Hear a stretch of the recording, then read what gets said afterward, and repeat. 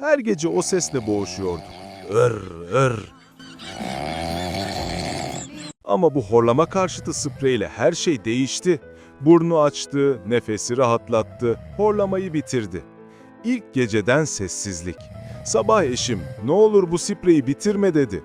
%60 indirim fırsatıyla hemen sipariş ver, huzurlu uykuna kavuş.